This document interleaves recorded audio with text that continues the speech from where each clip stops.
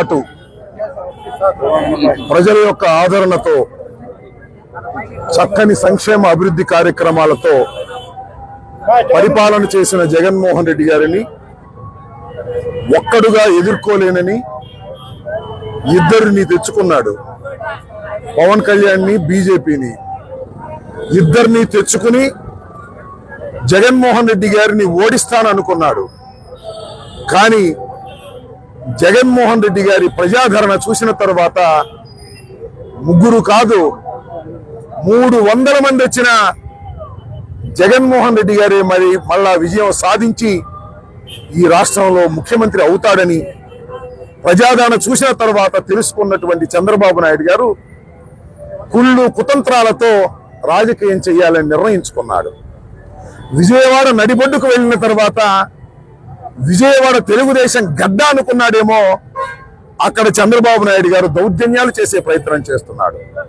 నాకు అర్థమవుతున్నది ఏమిటంటే, ప్రజాస్వామ్య పద్ధతుల్లో జగన్మోహన్ రెడ్డి గారిని నేను ఎదుర్కోలేను, నాతో వచ్చిన వాళ్ళు కూడా ఎదుర్కోలేరని తెలుసుకున్న తర్వాత మా ముఖ్యమంత్రిని, మా ప్రజానాయకుడిని, ప్రజల గుండెల్లో ఉన్న జగన్మోహన్ రెడ్డి గారిని హతమార్చాలని ప్రయత్నం చేస్తున్నాడు నారా చంద్రబాబు నాయుడు గారు. ఖబర్దార్ చెప్తున్నా నారా చంద్రబాబు నాయుడు, నిన్ను భూస్థాపితం చేయబోతున్నారు ప్రజాస్వామ్య పద్ధతుల్లో రేపు జరగబోయే ఎన్నికల్లో. ఇదే చివరి ఎన్నిక చంద్రబాబు నాయుడికి, పవన్ కళ్యాణ్కి, లోకేష్ కి అని కూడా నేను ఈ సందర్భంగా చెప్తున్నా. ఇలాంటి దుర్మార్గమైనటువంటి ఆలోచన చేసేటటువంటి మనస్తత్వం నీది అని ప్రజలందరికీ తెలుసు. ఆ విజయవాడ నడిబొడ్డులోనే నీకు వ్యతిరేకంగా ఉన్నాడని వంగవీటి మోహన్ రంగారావు గారిని హతమార్చావు.